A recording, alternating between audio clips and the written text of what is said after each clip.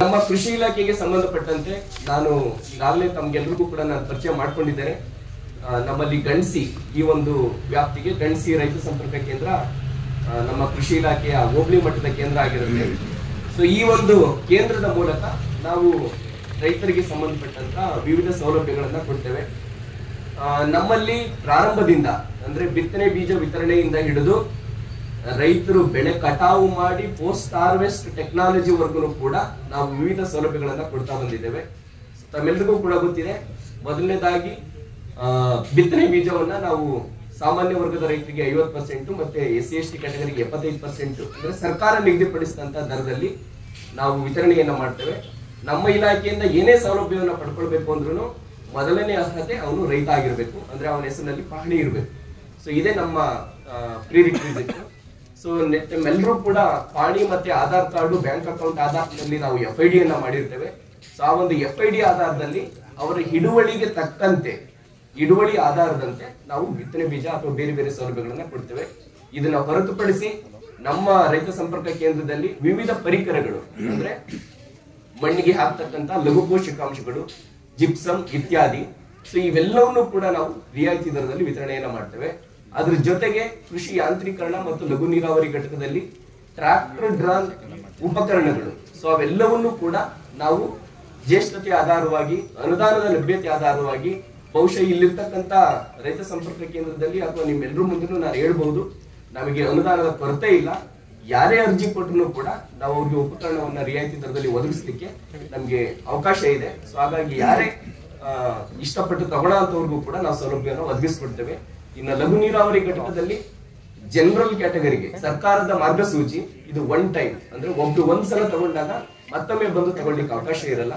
ಅದೇ SC/ST ವರ್ಗದ ರೈತರಾದ್ರೆ 7 ವರ್ಷ ಇದು ಲಾಕಿಂಗ್ ಪೀರಿಯಡ್. ಸೊ ಆ ಒಂದು 7 ವರ್ಷದ ನಂತರದಲ್ಲಿ ಅವ್ರು ಮತ್ತೆ ಅರ್ಜಿಯನ್ನ ಹಾಕಿ ಪಡ್ಕೊಳ್ಳೋದಕ್ಕೆ ಅವಕಾಶ ಇರುತ್ತೆ. 2 ಅಂದ್ರೆ 1 ಹೆಕ್ಟೇರ್ಗೆ 1 ಯೂನಿಟ್ ಅಂತ ಕೊಡ್ತೀವಿ. 1 ಹೆಕ್ಟೇರ್ಗಿಂತ ಜಾಸ್ತಿ ಇದ್ರೆ ಅವ್ರು ಬೇಕಾದ್ರೆ ಇನ್ನೊಂದು ಸೆಟ್ ಸ್ಪ್ರಿಂಕ್ಲರ್ ಸೆಟ್ ಅನ್ನ ಪಡ್ಕೊಳ್ಳೋದಕ್ಕೆ ಅವಕಾಶವನ್ನ ಕಲ್ಪಿಸಿಕೊಡ್ಲಾಗಿದೆ.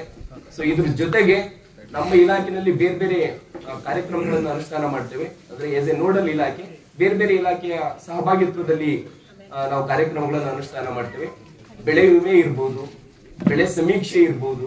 ಸೊ ಈ ತರದ ಎಲ್ಲ ಕಾರ್ಯಕ್ರಮಗಳನ್ನು ಕೂಡ ಆಯಾ ಸಂದರ್ಭೋಚಿತವಾಗಿ ನಾವು ಕಾರ್ಯಕ್ರಮವನ್ನು ಅನುಷ್ಠಾನ ಮಾಡ್ತಿದ್ದೇವೆ. ಬಹುಶಃ ನಿಮ್ಮೆಲ್ಲರಿಗೂ ಕೂಡ ಗೊತ್ತಿದೆ, ಇವು ಕೂಡ ಕಾರ್ಯಕ್ರಮಗಳು ಬಹಳ ಮುಖ್ಯವಾದಂತಹ ಕಾರ್ಯಕ್ರಮಗಳು. ಬೆಳೆ ಸಮೀಕ್ಷೆ ಅಂತ ಬಂದಾಗ ಇಲ್ಲಿ ರೈತರೇ ಅವರ ಮೊಬೈಲ್ ಆಪ್ ಮೂಲಕ ಬೆಳೆ ಸಮೀಕ್ಷೆಯನ್ನ ಮಾಡ್ಕೊಳ್ಳಿಕ್ಕೆ ಅವಕಾಶ ಕಲ್ಪಿಸಿಕೊಡ್ಲಾಗಿದೆ. ನಂತರದಲ್ಲಿ ಸ್ಥಳೀಯವಾಗಿ ಯಾರಾದ್ರೂ ಒಬ್ರು ಪ್ರೈವೇಟ್ ರೆಸಿಡೆಂಟ್ ಅಂತ ಹೇಳ್ಬಿಟ್ಟು ನೇಮಕ ಮಾಡಿಕೊಂಡು ಅವ್ರ ಮೂಲಕ ಇಲ್ಲಿ ಬೆಳೆದಂತ ರೈತರ ಬೆಳೆಗಳನ್ನ ಸಮೀಕ್ಷೆ ಮಾಡೋದಕ್ಕೂ ಕೂಡ ಅವಕಾಶವನ್ನ ಕಲ್ಪಿಸಿದ್ದೇವೆ. ಅದನ್ನ ಮೇಲ್ವಿಚಾರಕರ ಲಾಗಿನ್ನಲ್ಲಿ ಪರಿಶೀಲನೆ ಮಾಡಿ ಅನುಮೋದನೆಯನ್ನ ಮಾಡ್ತಕ್ಕಂತ ಕೂಡ ಕೆಲಸವನ್ನು ಕೂಡ ಬೆಳೆ ಸಮೀಕ್ಷೆಯಲ್ಲಿ ಮಾಡ್ತಾ ಇದ್ದೇವೆ. ಸೊ ಈ ಎಲ್ಲವರ ಜೊತೆ ಇವೆಲ್ಲವರ ಜೊತೆನಲ್ಲಿ ಇನ್ನೊಂದು ಕಳೆದ ವರ್ಷದಿಂದ ನಿಮ್ಮೆಲ್ಲರಿಗೂ ಕೂಡ ಗೊತ್ತಿರೋ ಅಂತದ್ದು ಒಂದು ಕಾರ್ಯಕ್ರಮ ಹಿಂದೆ ಇತ್ತು. 2004-05ನೇ ಸಾಲಿನಲ್ಲಿ ಈ ಕಾರ್ಯಕ್ರಮ ಬಂದಿತ್ತು. ಈಗ ಮತ್ತೆ ಬಂದಿದೆ ಏನಂತ ಹೇಳಿದ್ರೆ ಅದು ಕೃಷಿ ಭಾಗ್ಯ ಯೋಜನೆ. ಕೃಷಿ ಭಾಗ್ಯ ಯೋಜನೆಯಲ್ಲಿ ಇದು ಪ್ಯಾಕೇಜ್ ಅಪ್ರೋಚ್. ಅಣ್ಣ ದಯಮಾಡಿ ಒಂಚೂರು ಗಲಾಟೆ ಮಾಡ್ಬೇಡಿ. ಸೊ ಕೃಷಿ ಭಾಗ್ಯ ಯೋಜನೆ ಏನಿದೆ ಇದು ಒಂದು ಪ್ಯಾಕೇಜ್ ಮೂಲಕ ಅನುಷ್ಠಾನ ಮಾಡ್ತಕ್ಕಂತ ಯೋಜನೆ. ಸೊ ಈ ಒಂದು ಯೋಜನೆಯಲ್ಲಿ ರೈತ 1 ಎಕರೆ ಭೂಮಿ ಇರೋನು ಕೂಡ ಎಲಿಜಿಬಲ್. ಮಿನಿಮಮ್ 1 ಎಕರೆ ಇರಬೇಕು ಅಂತ ಇದೆ. ಸೊ ಆ 1 ಎಕರೆ ಇರೋಂತ ಜಮೀನನ್ನ ಹೊಂದಿರತಕ್ಕಂತ ರೈತರು ಕೂಡ ನಮ್ಮ ಇಲಾಖೆಗೆ ಅರ್ಜಿ ಸಲ್ಲಿಸಬಹುದು. ಈ ಒಂದು ಯೋಜನೆಯಲ್ಲಿ ರೈತ ಕಡ್ಡಾಯವಾಗಿ ಒಡ್ಡ ಮಾಡ್ಕೊಳ್ಬೇಕು. ಇದ್ರ ಉದ್ದೇಶ ಏನಂತ ಹೇಳಿದ್ರೆ ಇದು ಮಳೆ ನೀರನ್ನ ಸಂಗ್ರಹಣೆ ಮಾಡಿಕೊಂಡು ನಂತರದಲ್ಲಿ ಬೆಳೆಗಳಿಗೆ ಉಪಯೋಗಿಸ್ತಕ್ಕಂಥ ಉದ್ದೇಶ. ಹಾಗಾಗಿ ಅದಕ್ಕೆ ಪಾಲಿಥೀನ್ ಲೈನಿಂಗ್ ಅನ್ನು ಅಳವಡಿಸ್ಕೊಳ್ಬೇಕು. ಹೊಂಡದ ಸುತ್ತ ಇತ್ತೀಚೆಗೆ ಎಲ್ಲ ನೋಡಿದೀರಾ, ಹೊಂಡಗಳಿಗೆ ಪ್ರಾಣಾಪಾಯ ಅಂದ್ರೆ ಜೀವಹಾನಿ ಆಗ್ತಿರ್ತಕ್ಕಂಥ ಸಂದರ್ಭ ಇರೋದ್ರಿಂದ ಸೊ ಹೊಂಡದ ಸುತ್ತಲೂ ಕೂಡ ಫೆನ್ಸಿಂಗ್ ಅನ್ನ ಕಡ್ಡಾಯವಾಗಿ ಹಾಕೊಳ್ಬೇಕು ಅಂತಕ್ಕಂಥದ್ದು.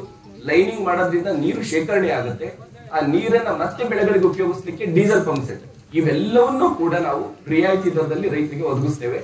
ಸೊ ಯಾರೇ ಈ ಒಂದು ಯೋಜನೆಯಲ್ಲಿ ಸೌಲಭ್ಯ ಪಡ್ಕೊಳ್ಬೇಕು ಅಂದ್ರೂ ನಾನು ಹೇಳಿದ ಹಾಗೆ ಎಲ್ಲಾ ಘಟಕಗಳನ್ನು ಕಡ್ಡಾಯವಾಗಿ ಅಳವಡಿಸ್ಕೊಳ್ಬೇಕು. ನಾನು ಬರೀ ಹೊಂಡ ಮಾಡ್ಕೊಳ್ತೀನಿ ಉಳಿದವು ಬೇಡ ಆ ತರದವಾದ್ರೆ ಯೋಜನೆ ಸದುಪಯೋಗ ಆಗಲ್ಲ. ಸೊ ಹಾಗಾಗಿ ಇಷ್ಟು ಘಟಕಗಳನ್ನ ನಾವು ಮಾಡ್ಕೊಳ್ತೀವಿ ಅಂತ ಅನ್ನೋ ರೈತರು ನಮ್ಮ ಇಲಾಖೆಗೆ ಅರ್ಜಿಯನ್ನ ಸಲ್ಲಿಸಿ ಸೌಲಭ್ಯಗಳನ್ನ ಪಡ್ಕೊಳ್ಬಹುದು. ಇದಿಷ್ಟು ಕೂಡ ನಮ್ಮ ಇಲಾಖೆಯ ಈವರೆಗಿನ ಕಾರ್ಯಕ್ರಮಗಳು.